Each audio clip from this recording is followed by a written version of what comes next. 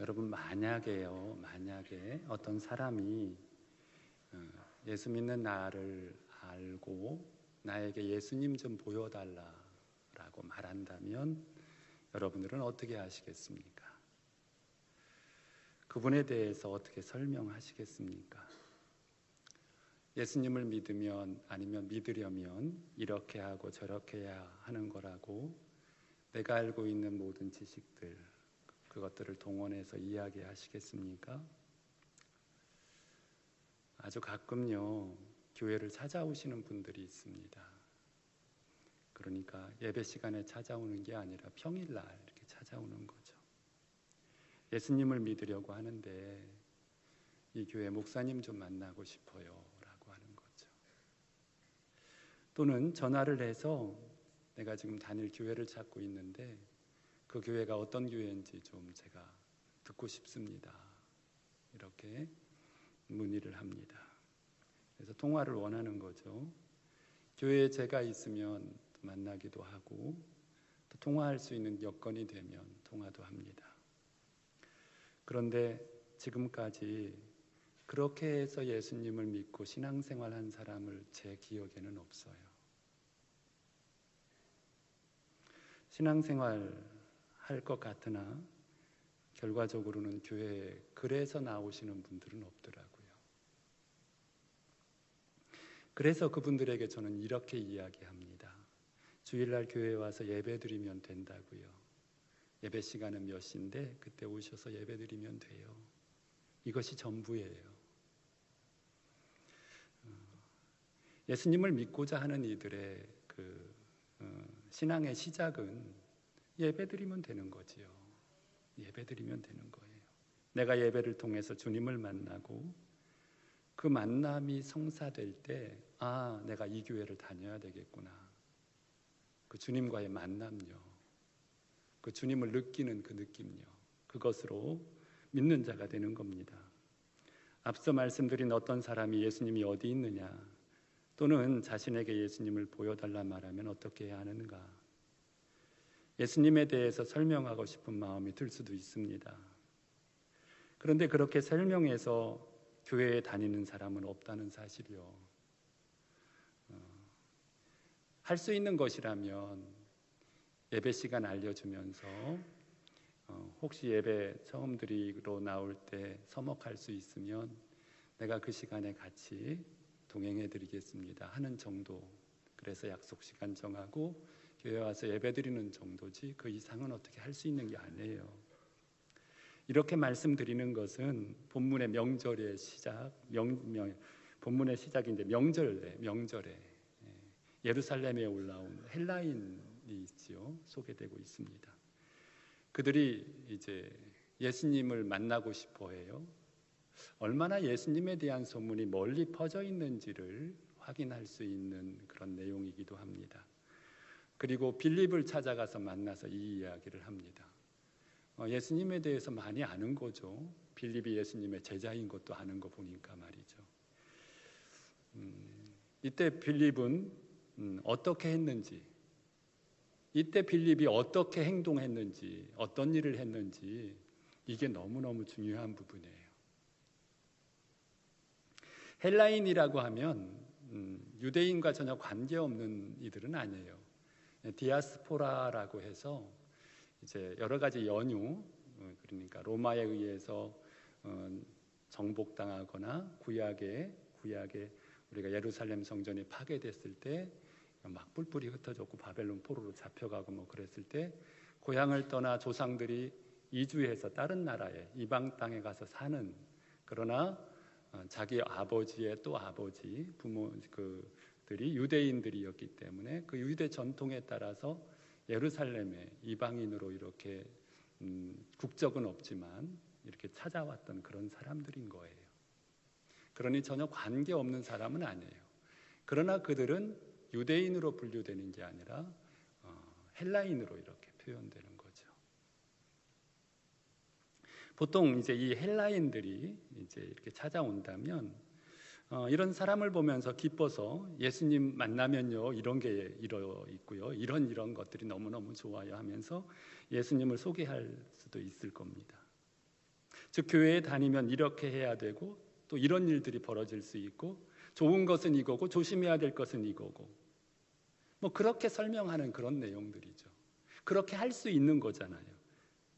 그런데 여러분, 이러한 이야기가 그가 예수님을 믿는 데 도움이 된다는 생각하지 마세요. 절대 도움되지 않아요. 오히려 장애만 될 수 있습니다. 우리가 해야 할 일은 빌립처럼 해야 돼요. 안드레처럼. 이제 빌립에게 얘기했고 빌립은 이 이야기를 안드레에게 가서 말한 후에 빌립과 안드레가 예수님을 찾아가서 말했잖아요. 이것이 중요한 거예요. 예수님에게 말하는 거예요. 그 사람을 붙들고 이런저런 이야기를 하며 예수님을 설명할 것이 아니라 예수님에게 찾아가서 말하는 거예요. 이야기하는 거. 예수님을 찾아가서 얘기하는 것은 뒤로 하고 내가 하고 싶은 예수님을 만나면 이렇게 해야 한다 저렇게 해야 한다라고 하는 어떤 상식들, 원칙들만 그에게 늘어놓는 것은 너무나도 큰 잘못을 저지르고 있다는 거예요. 가장 중요한 것은 그 이야기를 들은 그 상황을 내가 아는 예수님에게 찾아가서 말하는 거예요. 말하는 거. 이 말하는 게 있어야 능력이 나타납니다. 이게 중요한 거예요. 참 많은 이들이 어찌 보면 그 사람에게 말하기는 좋아하면서 정작 예수님을 찾는 일과 예수님에게 이야기하는 일은 하지 않을 수가 있어요. 아내가 저 사람을 전도하고 싶은 마음이 들 수 있잖아요. 어떤 사람에게 내가 예수님을 전하고 싶은 마음이 들 수 있잖아요. 그래서 우리는 가서 그 사람에게 여러 가지 교회에 대하여 예수님에 대하여 이야기할 수 있어요. 그런데 빌립이 한 이 행동은 그런 이야기를 하기 이전에 뭐를 했냐면 예수님을 찾아갔다는 거예요. 정작 원하는 것, 바라는 것은 있지만 예수님을 찾아가는 일에 대해서는 중요하게 여기지 않는 우리의 모습일 수 있어요. 이 부분이요.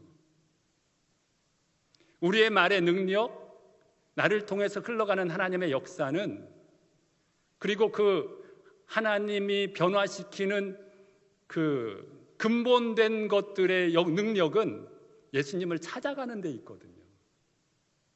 다른 어떤 이야기를 하기 이전에, 어떤 행위를 하기 이전에 예수님을 먼저 찾아갔느냐라고 하는 거예요.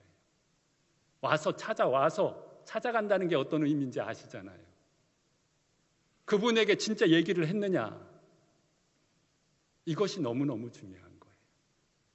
우리는 예수님에게 찾아갈 수 있는 기회가 주어지지 않는 상태에서 어떤 사람을 만나는 경우가 있을지도 모르겠어요. 그런 것처럼 느껴질 때가.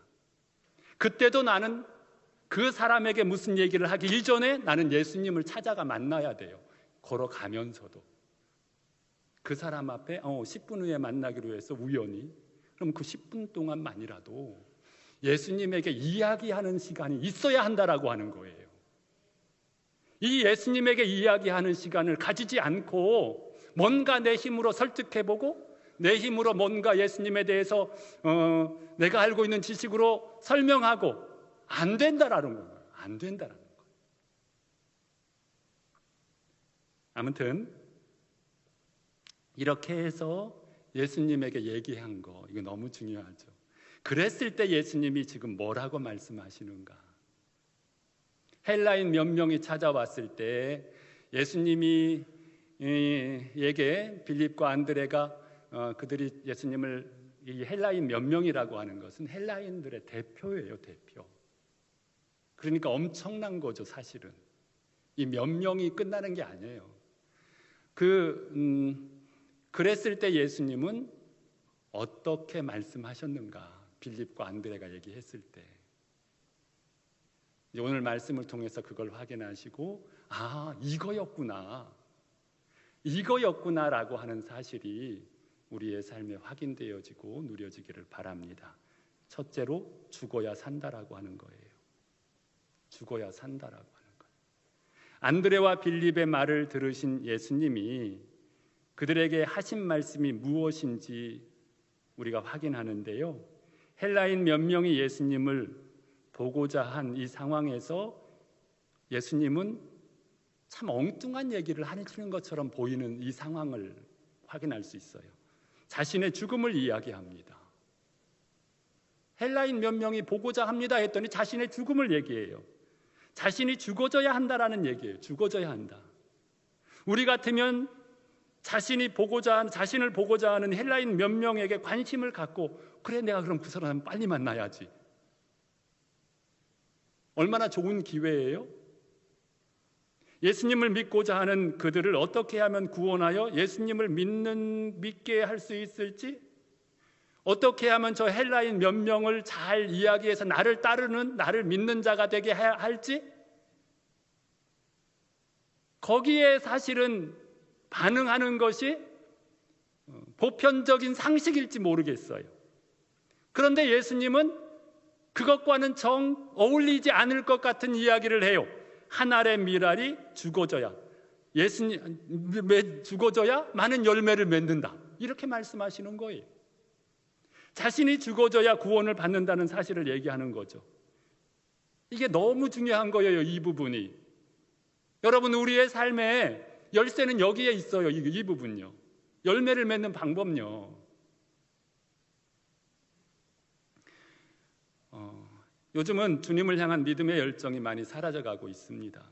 어찌 보면 오늘날 우리 자신의 믿음, 다른 사람에 대한 어떤 열정보다는 내 믿음조차도 지키기 어려운 시대를 살고 있지 않나 하는 생각이 들어요. 참 물질이 부유함이 오늘날처럼 부유하게 사는 때가 어디 있어요? 그러나 우리 보면 삶이 팍팍하고 힘들다고 하는 사람들이 얼마나 많은지 몰라요. 사실 오늘날처럼 잘 먹고 맛있는 것 많은 때가 언제 있었겠어요? 그래서 우리의 몸은 건강한 것처럼 살도 찌고 건강해 보이지만 실제로 오늘날처럼 질병이 많은 시대가 또 없는 것 같기도 하고요. 약을 안 달고 사는 사람들이 별로 없어요. 좀만 나이 들면 다 약 달고 살아요. 경제활동이나 여가활동 예전에 비하면 놀라울 만큼 많이 즐기고 살아갑니다. 그러나 사람들의 이야기 들어보면 참 내 삶이 불행하다, 더 힘들다고, 고통스럽다라고 말하는 사람들이 더 많아지는 것 같아요. 신앙생활하기도 힘들다고 말합니다. 물질의 풍요와 환경이 좋아졌다고 영혼의 평안이 누리는 건 아닌 것 같아요. 이는 인생이 물질에 속고 환경에 속아 살아가는 것이 아닌가 생각을 합니다. 그것만 채워지면 행복할 줄 알았는데 실제 원하는 것을 얻고 누리고 있으나 더 불행하다고 생각하고 더 힘들다고 말하고 더 아프다고 말하는 것이 오늘 우리의 모습 아닌가. 환경이 사람을 구하는 것이 아니라 인간의 노력이 믿음의 주님을 믿는, 잘 믿는 원동력이 될 수 있는 것이 아니다라고 하는 거죠. 예수님이 헬라인 몇 명의 이야기를 들으시고 그들을 만나는 것을 이야기하지 않고 죽어야 한다라고 하는 이야기를 하는 이 사실을 주목해야 합니다. 우리는 이 영혼에 대한 열정을 가져야 한다고 말합니다. 어떻게 하든지 구원시키고 어떻게 하든지 예수님을 믿게 하고, 물론 예수님이 모든 인류가 구원을 받아 하나님의 자녀가 되고 영생하기를 원하십니다. 그래서 사람들이 헬라인 몇 명처럼 예수님을 찾고 만나고자 하면 얼른 그들에게 찾아가기 바쁘죠. 그래서 몇 명이 주님을 찾고 얼마나 많은 사람들을 주님께 데려오고 그들이 얼마만큼 이렇게 영향력 있게 믿는 자가 많아지는가, 거기에 마음을 두게 됩니다. 또 그것으로 평가해요.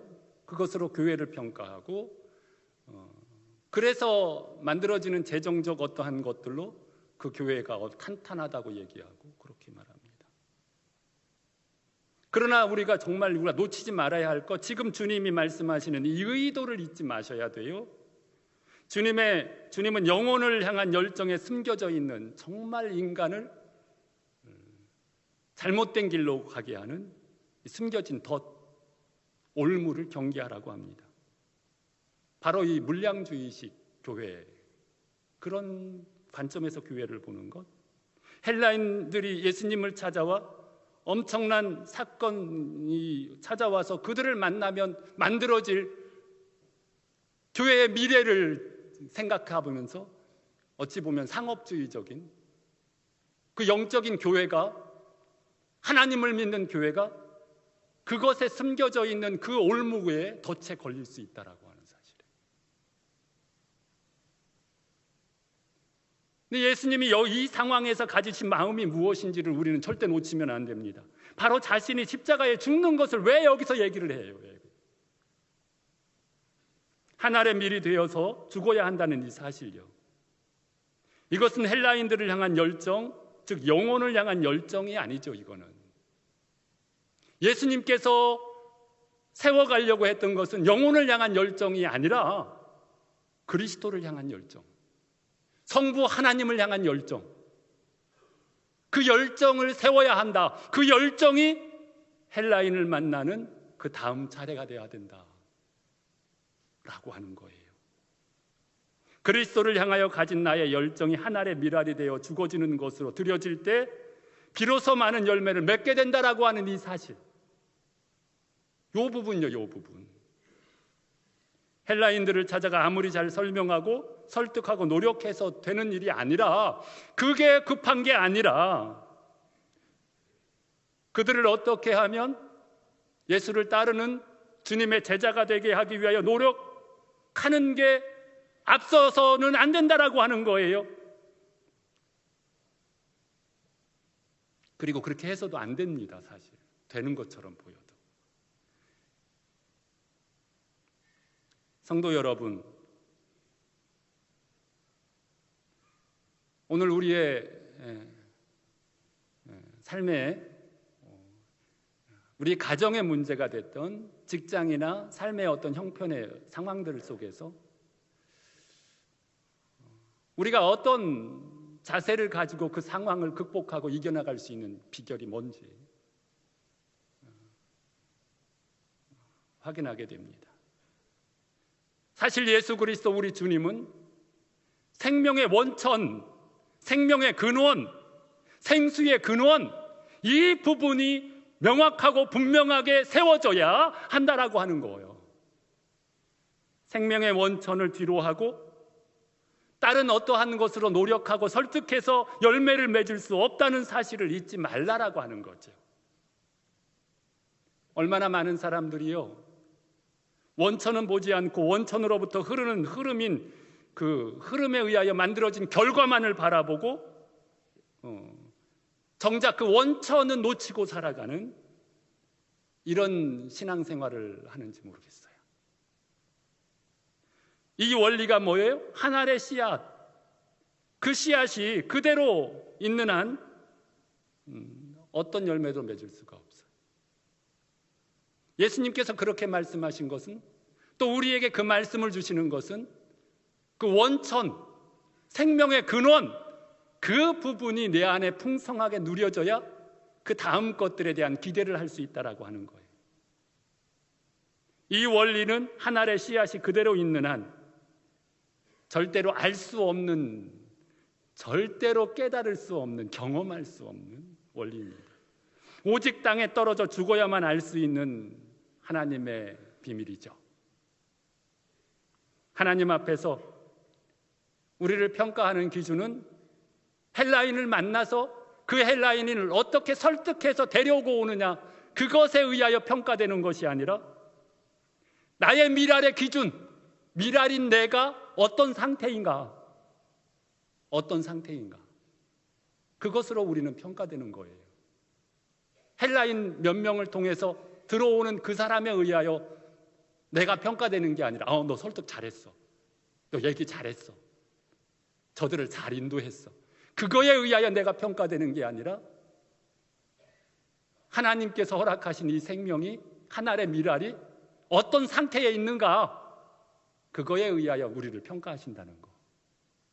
그래서 예수님이 한 알의 미랄이 땅에 떨어져 죽어야 한다라는 사실을 말씀하시는 거죠. 이게 예수님의 원리예요.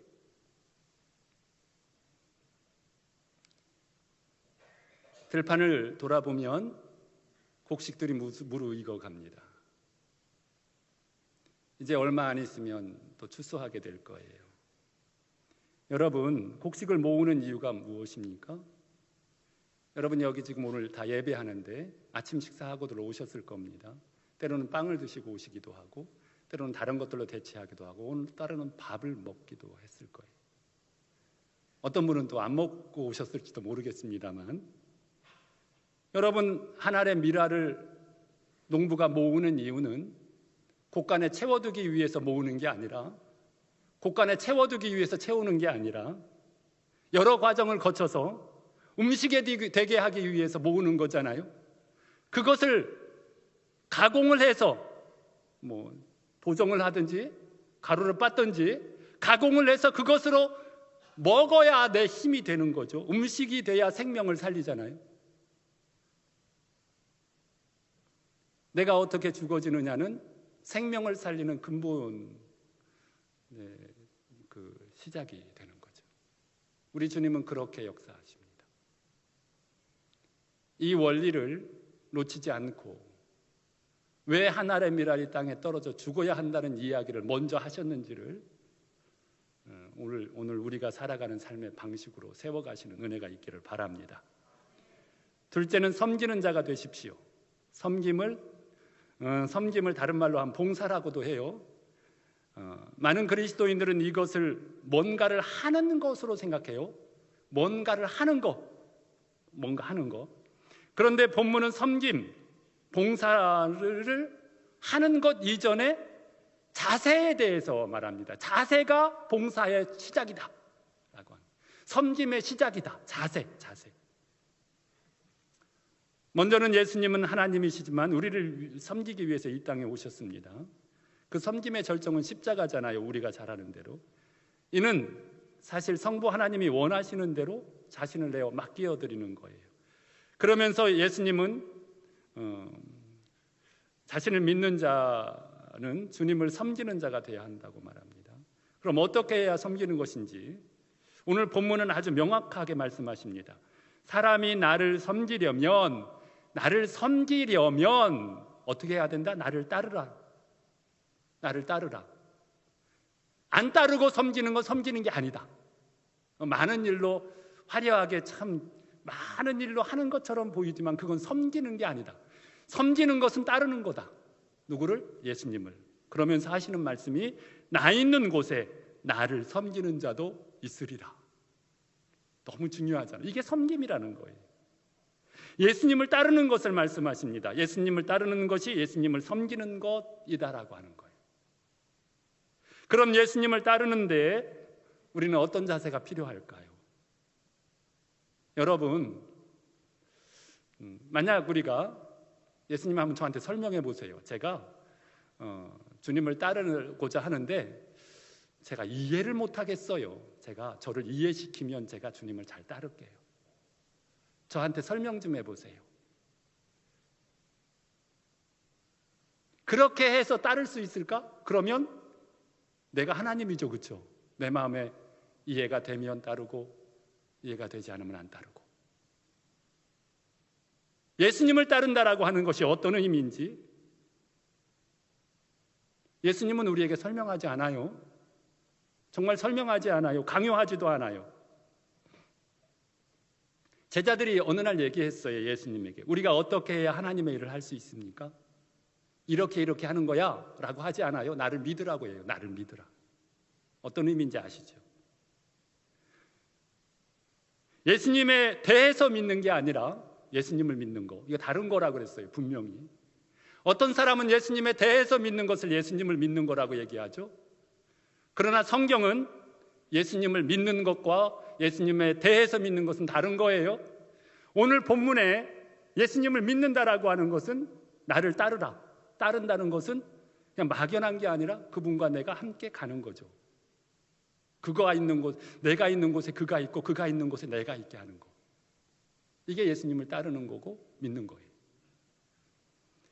마태복음 16장 우리 베드로가 향한 믿음의 고백이 있어요. 주는 그리스도시요 살아계신 하나님의 아들. 예수님을 향하여 그 고백했죠.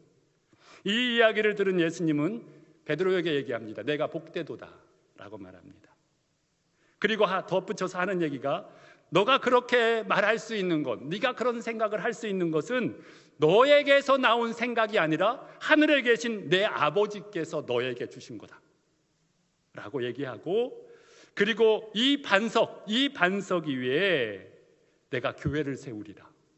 이것은 베드로가 그 이야기를 할 수 있었던 그 성부 하나님이 그에게 가르쳐 줄 수 있는 그 관계, 그 관계가 이 반석이에요. 이 반석. 인격적으로 주님을 아는 계시 위에 내가 교회를 세우겠다. 그 얘기 하시는 거예요. 그러니까 내가 교인이야, 성도야 라고 하는 것의 의미가 뭔지 어렴풋이 아실 수 있잖아요.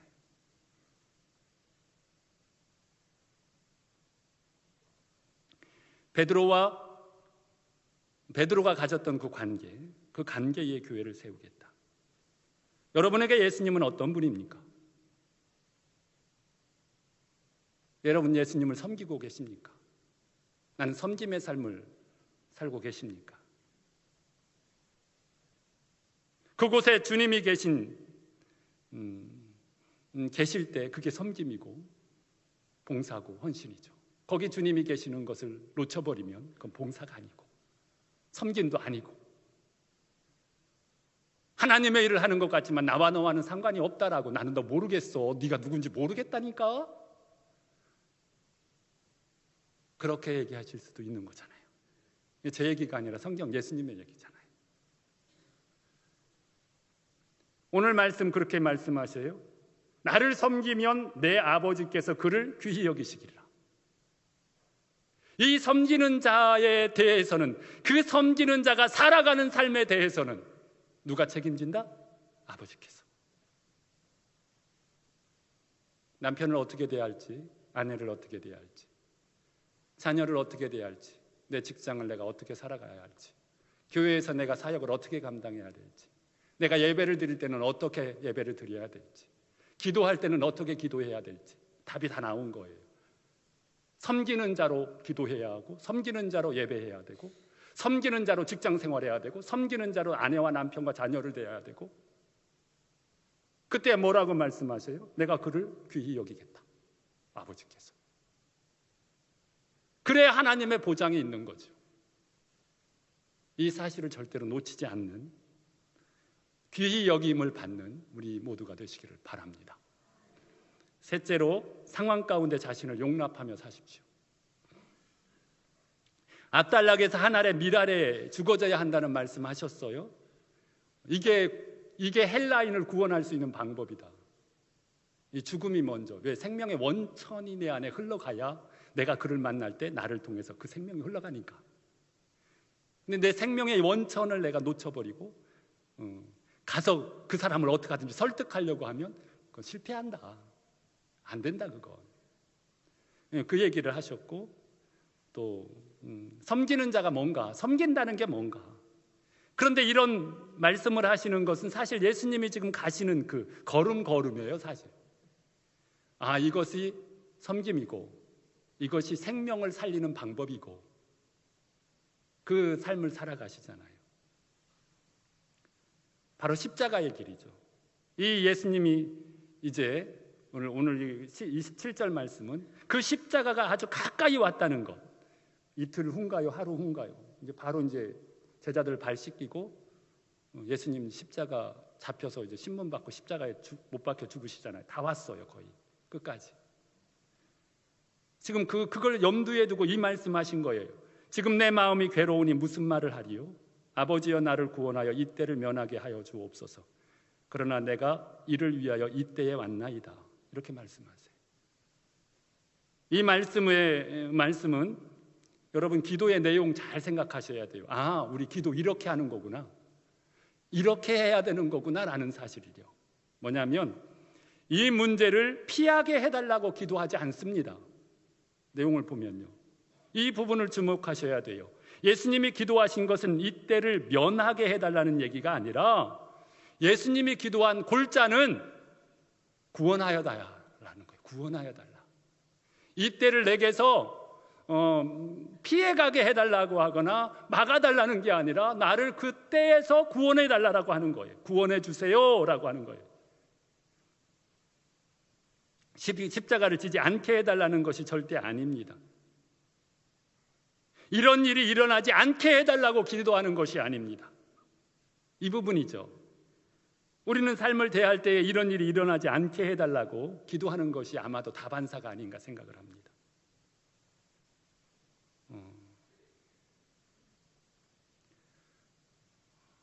혹시 나에게 이런 어려움을 겪지 않게 해주세요. 이런 어려움이 내게 오지 않게 해주세요. 여러분, 그러나 우리 예수님을 한번 보십시오. 이미 그 사실을 다 받아들였어요. 다 받아들이고 그 가운데에서 나를 구원해 주세요 라고 기도하는 거예요. 아프지 않게 해달라고 하지 마세요. 아플 거예요. 그래도 어려움 없게 해달라고 기도하지 마세요. 여러분, 그래도 어려울 거니까요. 때로는. 여러분, 베드로가 있죠. 베드로가 예수님이 십자가를 지시기 전에 베드로에게 얘기하잖아요. 사탄이 너를 밀가부를 듯 할 것이라고 얘기하잖아요. 예수님은 다 알고 계셨어요. 그러면서 거기에서 예수님이 하신 아주 중요한 말씀이 있어요. 내 믿음이 떨어지지 않기 위해서 내가 뭐 하겠다고? 기도하겠다고. 우리가 주님 앞에 원하는 것은 내게 그런 일이 없게 해주세요. 그런 일을 만나지 않게 해주세요.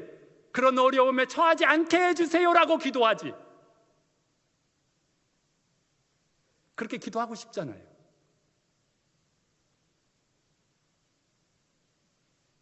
예수님은 자신에게 다가오는 슬픔과 환난을 아버지에게 제거해달라고 기도하신 것이 아니잖아요. 그 가운데에서 뭐라고요? 구원해 주세요.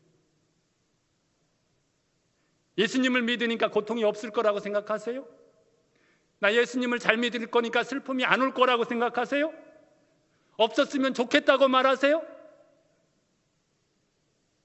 여러분, 안타깝지만 그런 일은 일어나지 않습니다. 그리고 예수님은 그렇게 기도도 안 했습니다. 목사는 어려움 없을 것 같지요? 천만의 말씀입니다. 돌아보십시오. 여기 지금 1년을 예수님을 믿었던, 10년을 예수님을 믿었던, 예수님을 믿으니까 슬픔이 없던가요? 진짜로 솔직하게 어려움이 없었습니까? 예수님을 믿었을 때 고통이 없던가요? 진짜로 없는 것처럼 우리가 보이려고 노력도 하지만 진짜 없었냐고요. 슬픔이 정말 없었느냐고요. 있었잖아요. 그 사람이 특별히 슬픔을 좋아해서 슬픔이 온 거 아니에요. 고난을 좋아해서 고난이 온 거 아니에요. 어찌하면 매일매일 그런 기도했을 거예요. 하나님, 나를 도와주셔서 슬픔에서 나를 벗어나게 해주시고 어려움 없이 오늘도 하루도 잘 살게 해주시고 우리 가정 아무 문제 없이 평안하게 해주시고. 그런데 왜 하나님께서는 내 기도 안 들어주시고 끊임없이 그런 문제 속에서 나를 살아가게 하시는가?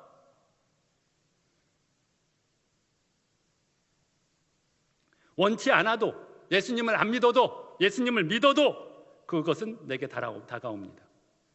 쭉 인생을 살아가는 동안 이것들은 언제나 누구에게나 다가올 수 있는 것이에요. 누구에게 다가올 수 있고 언제나 다가올 수 있는 이 슬픔을 없게 해달라고 말하는 것이 지혜로운 건가? 아니잖아요. 그게 미련한 거죠. 왜? 그렇게 말하고 그렇게 간절히 기도하는 그때에 진짜 내가 기도해야 할 것을 빼먹기 때문에 문제잖아요. 진짜 그 상황에서 내가 기도해야 하는 주된 내용들을 잃어버리니까 문제잖아요. 지혜라고 하면 오히려 그걸 인정하는 거예요. 예수님에게 다가오는 이 슬픔, 예수님에게 다가오는 이 아픔 인정하는 것이 지혜잖아요. 이것이 나에게 없게 해달라고 하는 것이 지혜가 아니라 그것이 어리석음이잖아요. 솔직하게. 왜? 그래도 오는 거를, 그래도 맞이하는 거를, 그런다고 하나님께서 감해주는 것이 아닌 거를 왜 안 된다고, 그거 아니라고 말하는 걸 계속 그렇게 말하고 사는 게 어리석음 아닌가요? 여러분, 우리가 고민하면 안 돼요. 이런 일이 왜 내게 일이 생겼는가? 이런 거는 왜 존재하는가? 그거 고민하지 마세요. 우리가 할 수 있는 것이 있다면 예수님께서 하신 것처럼 이것은 우리가 막을 수 있는 게 아니라고요. 피할 수 있는 게 아니라고요. 기도했다고 안 오는 게 아니라고요. 여기서 우리가 할 수 있는 것, 여기서 예수님께서 우리에게 하라고 말씀하시는 것은 단 하나예요. 하나님, 나를 여기서 구원해 주세요. 하나님, 나를 여기서 구원해 주세요.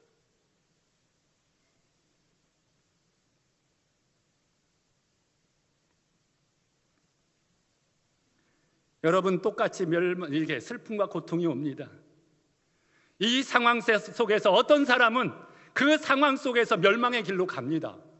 진짜 멸망의 길로 가요. 예수님 믿다가도 멸망의 길로 가는 사람이 있어요. 그러나 어떤 사람은 이 상황을 지나면서 구원의 주님을 누리기도 합니다.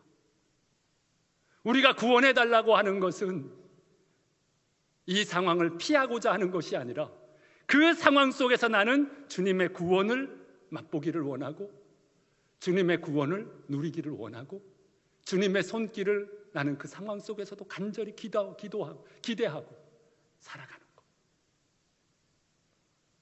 어떤 사람은 고난이 유익이 되는 삶을 살아가기도 하고 어떤 사람은 고난이 사망을 만드는 삶을 살아가기도 합니다. 성도 여러분, 예수님의 가신 그 길은요, 우리를 향한 약속이거든요. 다른 거 생각하지 마세요. 이 고난이 왜 왔고 왜 기도했는데 하나님은 나에게 이러한 어려움을 줄까를 생각하지 말고 우리 예수님께서 십자가를 통해서 나에게 보여주신 것이 뭔가, 나에게 약속하신 것이 뭔가,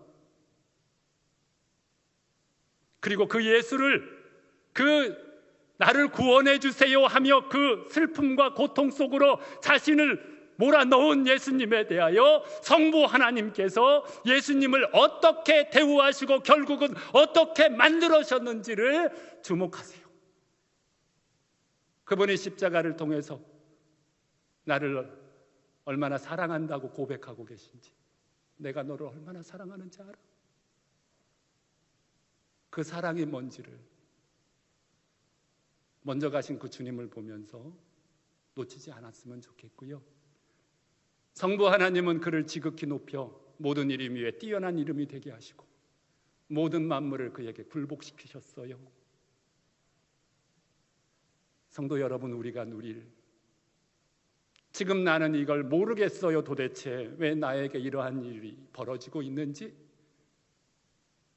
세상 사람들은 그 이유를 따지고 원인을 따지고 누구 때문인지를 확인하여서 때로는 비난하고 때로는 조롱하고 때로는 화내고 그러면서 자기가 어떻게 해야 될지를 철저하게 준비하려고 애쓰고 노력하고, 그러나 결국은 또 다른 어려움이 그에게 다가와서 네가 노력한 것이 얼마나 허무하고 부질없는 일인지를 또 보여주면 또 거기서 또 시작하고, 그렇게 다람쥐 쳇바퀴 돌듯이 그 고난 속에서 결국 죽음으로 가는 인생 살지 마시고 우리는 거기서 나를 구원해 주세요 라고 하시는 주님을 바라보고 주님을 신뢰하고 주님 앞에 나를 맡겨서 내가 지금 해석되지 않는 내 인생에 답답함이 있다 할지라도 십자가 위에서 나를 향하여 이루어 놓으신 그 하나님의 사랑을 붙잡고 그 주님을 신뢰하는 마음을 놓치지 않는 것, 이 마음으로 살아가시다 보면 그리 오래가지 않아서 하나님께서 그 답을 보여주실 거예요. 이것이 우리의 인생, 우리의 삶이 되어지기를 바랍니다. 죽어야 사는 원리, 여러분, 생명의 원천을 놓치면 안 돼요. 근원을 놓치면 안 돼요. 그래야 열매를 맺습니다. 섬김의 원리, 여러분, 무엇이 섬기는 것인지,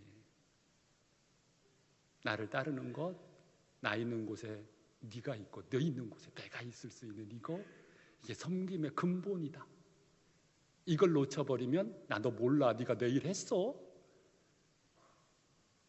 나는 했는데 말이에요. 예수님은 모른다고 하실 수 있어요. 상황을 이기는 원리, 고통과 슬픔을 제하여 달라고 기도하지 마시고 내가 여기 있어요 주님, 나를 구원해 주세요 라고 말할 줄 아는, 그래서 하나님이 주신 길보다 자꾸 요령껏 요렇게 피해가고 저렇게 피해가는 그 뺀조리 신앙 하지 마시고 믿음으로 직접 고난을 뚫고 이겨나가서 구원의 능력을 누리는 우리 모두가 되시기를 바랍니다. 기도하시겠습니다. 하나님 아버지 감사합니다. 자녀 삼아 주셔서 감사하고 이제 하나님께서 주신 말씀에 따라 그 은혜를 누릴 수 있는 하나님의 백성 되게 해주셔서 감사합니다. 아버지 생명의 원천을 놓치지 않게 하여 주옵소서. 하늘의 미리, 미랄의 모습 상태, 이 상태가 오늘 우리 주님 앞에 우리의 참된 믿음의 모습을 아버지 점검하는 기준이라는 사실을 놓치지 않게 해주시고 죽어야 사는 원리를 누릴 수 있도록 도와주시옵소서. 특별히 아버지 하나님 은혜를 베풀어 주셔서 섬김이 무엇인지, 아버지 하나님 섬김의 근본은 무엇인지, 우리 하나님이 알아주시는 섬김의 원리는 무엇인지 놓치지 않도록 도와주시고 주님, 우리 하나님께서 보장하시는, 우리 하나님께서 아버지 하나님이여 우리에게 약속하신 그 은혜를 누리는 우리 모두가 될 수 있도록 도와주옵소서. 특별히 아버지 하나님 함께 해주셔서 고통과 슬픔 속에서 우리가 주님 앞에 기도해야 할 것, 또 이 상황을 이길 수 있는 원리가 무엇인지를 잘 알고 또 말씀을 통해서 확인했습니다.